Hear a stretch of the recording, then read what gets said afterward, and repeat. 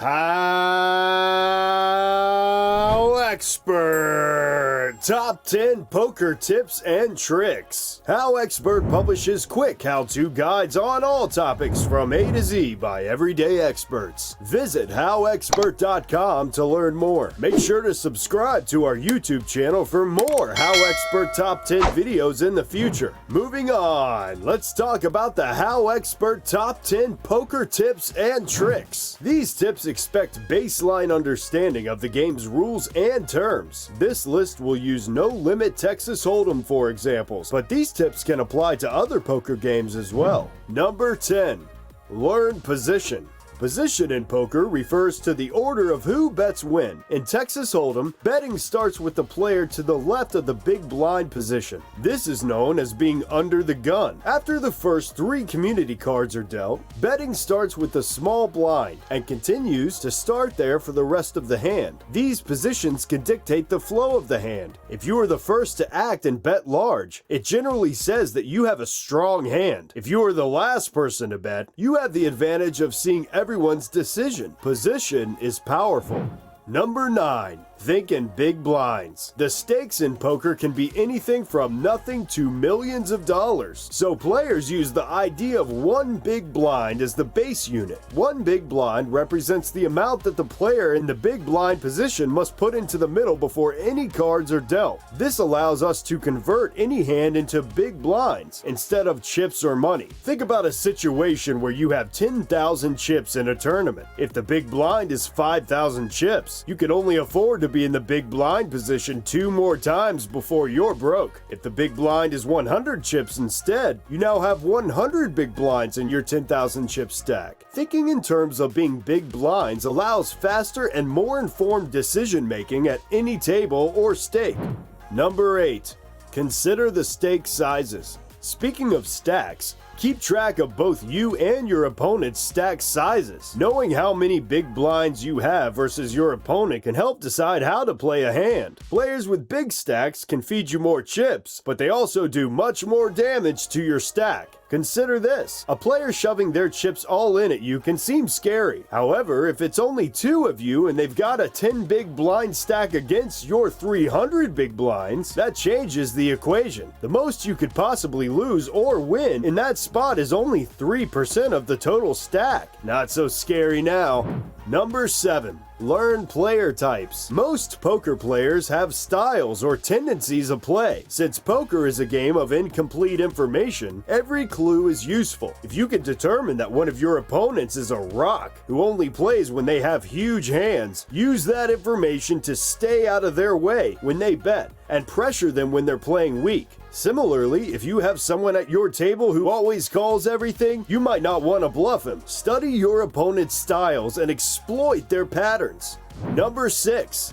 Bet and raise more. Newer players can be afraid to bet frequently, either for fear of losing chips or fear they'll scare away profit. In general, this should not be your mindset. Aggressive play is valuable because it forces your opponents to make tough decisions and increases your winnings. Choosing not to bet and checking constantly risks nothing but accomplishes little. Only ever calling your opponent's bets also accomplishes little because it gives them control. Betting consistently and raising when appropriate ensures that you're forcing your opponents to make choices. When people make choices, they make mistakes. Number 5. Bet and raise bigger. Many beginning players do not use appropriate size when betting and raising. For example, the pot in a hand is 20 big blinds, and we want to win by getting our opponents to fold their hands. If we bet 3 big blinds, how many of our opponents will be folding? If there are 4 other players, and each of them calls, we've given them a price of 3 big blinds for a chance of winning 35. It's the deal of the century. If we bet 10 to 15 big blinds, each player has a tougher choice to make. Not only will you buy more folds, you'll also get paid more when you have the best hand.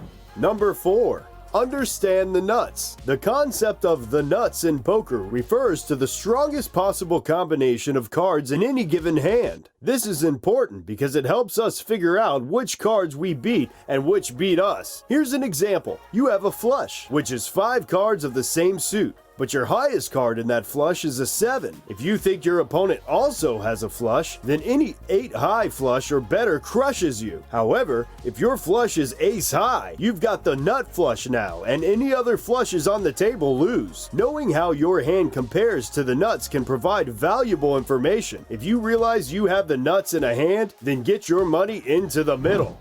Number 3. Bluff Smarter. Beginning poker players often find it difficult to bluff effectively. When bluffing, you shouldn't just be trying to brute force your opponents off the hand. Instead, tell your opponents a story about how strong your hand is, and make sure that the story makes sense. Look for cards on the board that complete strong hands like aces, straights, flushes, and full houses. Use these combinations of cards to convince your opponents that they're beaten. If you're trying to bluff without some kind of evidence, more perceptive players may decide that your story doesn't add up. Pick the story that you're trying to tell early and commit when the board looks like it's backing you up. Number 2. Consider removal.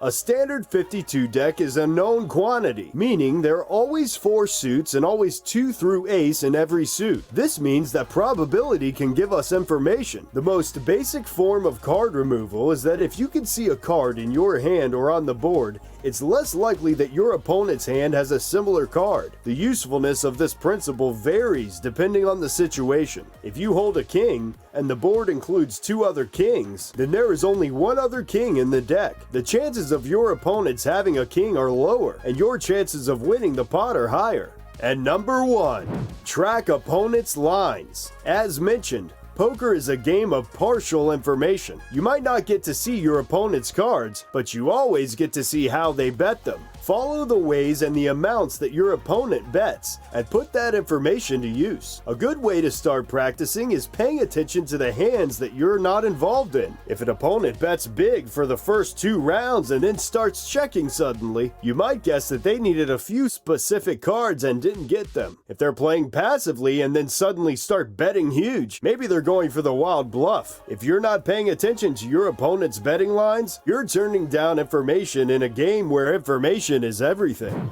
If you liked our video, be sure to click like and subscribe for more HowExpert Top 10 videos for all topics from A to Z in the future. Also, let us know what topics that you want us to do a HowExpert Top 10 video in the future in the comments below. Thank you, and have an amazing day, and take care. HowExpert publishes quick how-to guides on all topics from A to Z by everyday experts. Visit HowExpert.com to learn more.